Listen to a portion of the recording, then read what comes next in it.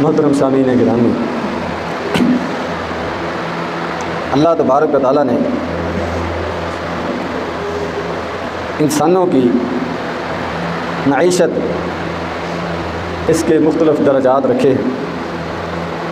کسی کو اللہ تبارک و تعالیٰ نے دولت سے نوازا ہے،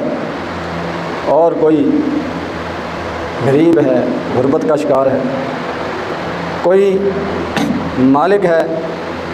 اور کوئی نوکر اور خادم ہے۔ یہ دنیا کا نظام اللہ تبارک و تعالیٰ کا بنایا ہوا ہے، اور اس میں کئی حکمتیں ہیں، اور ان درجات کے فرق کے بغیر یہ نظام دنیا کا چل نہیں سکتا۔ اگر سب لوگ ایک جیسے ہوں، برابر ہوں، تو پھر کون کس کے کام آئے، یہ مشکل ہو جائے گا۔ قرآن مجید کے اندر اللہ تبارک و تعالیٰ نے اس بات کی وضاحت فرمائی ہے۔ فرمایا اہم یقسمون رحمت ربک نحن قسمنا بینہم معیشتہم فی الحیات الدنیا ورفعنا بعضہم فوق بعض درجات۔ کیا لوگ تیرے رب کی رحمت کو تقسیم کرتے ہیں؟ یہ رحمت کی تقسیم لوگوں کے ہاتھ میں نہیں، امیری غریبی لوگوں کے ہاتھ میں نہیں، حاکم اور محکوم ہونا یہ لوگوں کے ہاتھ میں نہیں، مالک اور مملوک ہونا، آقا اور خادم ہونا یہ لوگوں کے ہاتھ میں نہیں۔ نحن قسمنا بینہم معیشتہم،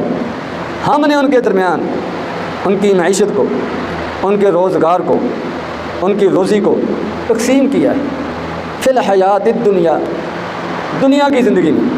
دنیا کی زندگی میں یہ جو فرق ہے آمدنی کا، دولت کا، عہدے کا، حیثیت کا، یہ ہم نے رکھا ہے، ہم نے تقسیم کیا۔ ورفعنا بعضہم فوق بعض درجات، اور ہم نے بعض کو بعض بر فوقیت دی ہے، بلندی عطا کی ہے، اس کو عہدے سے نوازا ہے، دولت سے نوازا ہے، حکومت سے نوازا ہے، تاکہ یہ دنیا کا نظام چلتا رہے اور لوگ ایک دوسرے کے کام آتے رہیں۔ تو یہ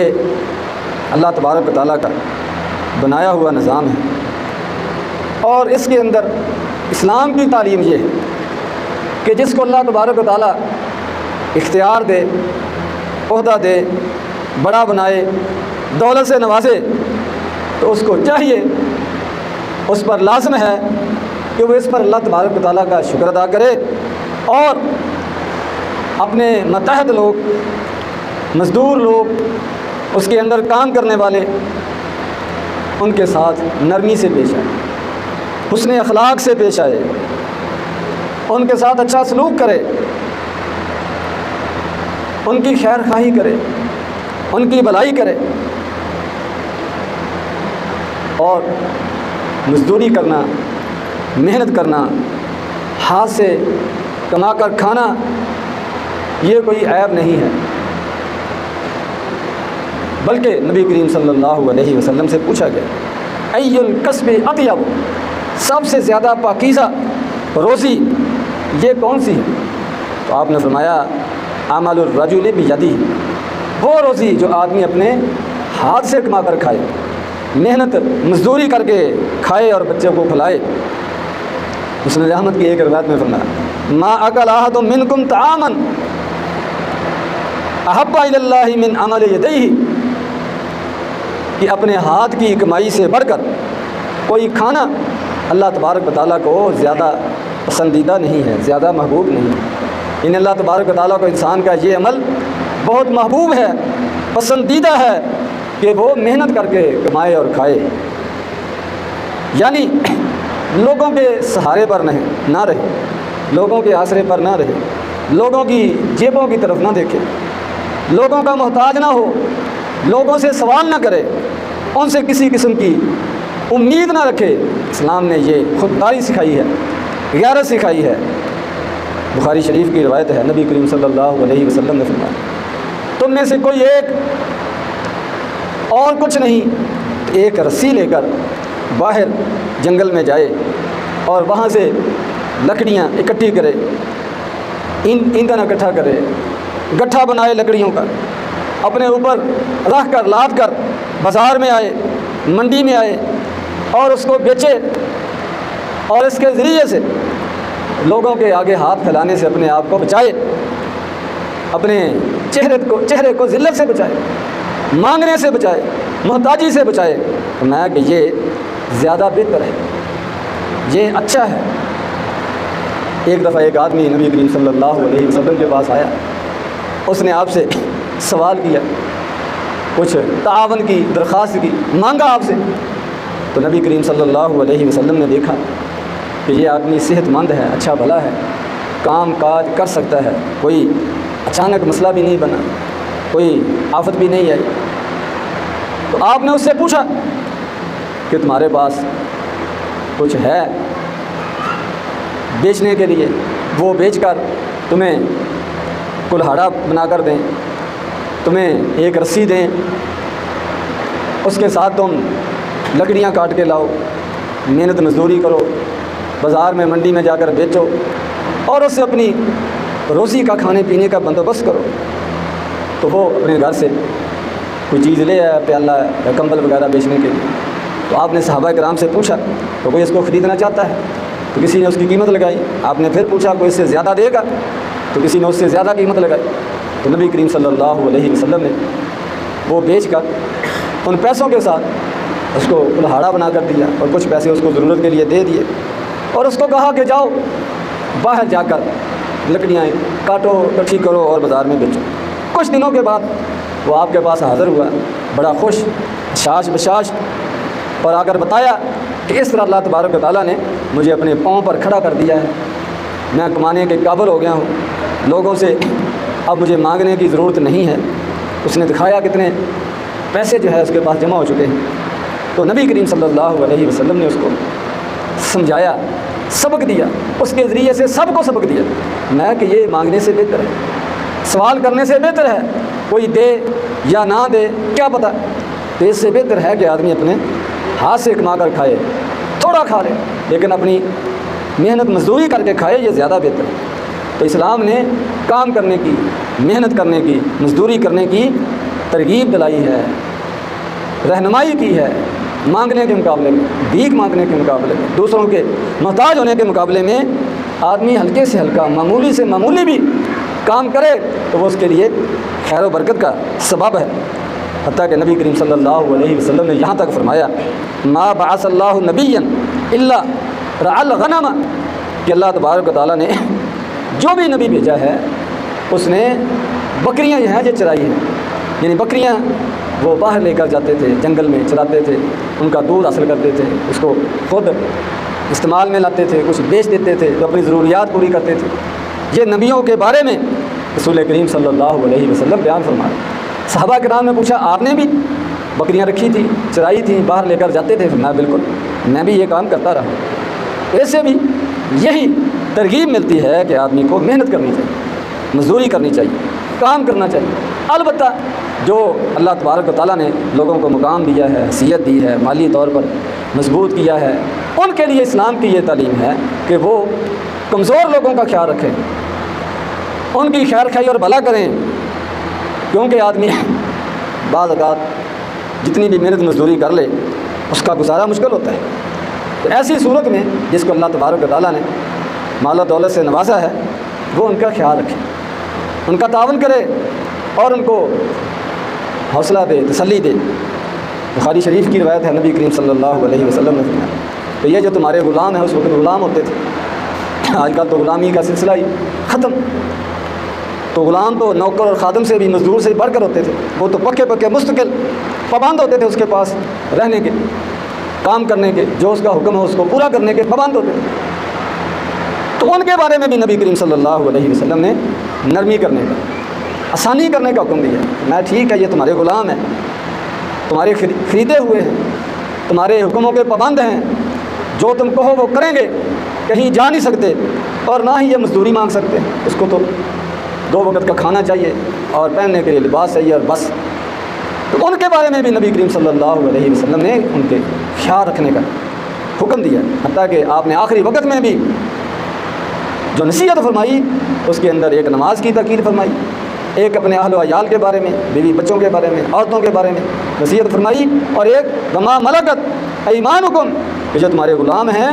ان کا خیال رکھیں۔ یہ نہیں کہ اب یہ ہمارے کنٹرول میں ہیں، ہم جیسے مرضی ان پر حکم چلائیں، ان پر سختی کریں۔ میں کہ ایسا بالکل نہ کروں۔ اللہ تبارک و تعالیٰ نے کو اگر تمہارے کنٹرول میں دے دیا ہے تو اس کا یہ مطلب نہیں ہے کہ تم جو مرضی ان پر سختیاں کرتے رہو۔ میں ولا تکلفوہم ما یغلبہم فإن کلفتموہم فعینوہم، بخاری شریف کی۔ میں کہ ان کو اتنا کام دو جتنا وہ آسانی سے کر سکتے ہیں، اتنا وقت ان سے کام لو جتنا وہ آسانی سے کر سکتے ہیں، ان کو آرام کا موقع بھی دو، ان کو کھانے پینے کی ضروریات ان کا بھی خیال رکھو۔